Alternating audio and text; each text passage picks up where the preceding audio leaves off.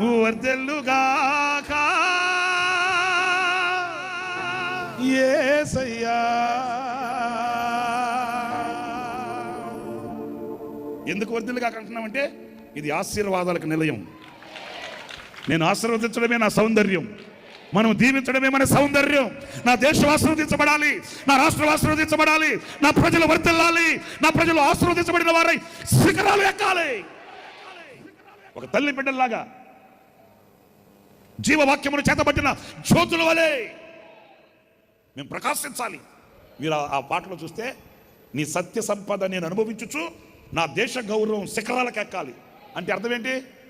నీ సత్య సంపద నేను అనుభవిస్తూ, నేను దీవించబడిన వాడనై, నేను ఆశీర్వదించబడిన వాడనై, నా ద్వారా నా దేశం యొక్క గౌరవం ఏమవ్వాలి? శిఖరాలు ఎక్కాలి. అంటే నా దేశ గౌరవం పెరిగేటట్లు నేను దీవించబడాలి.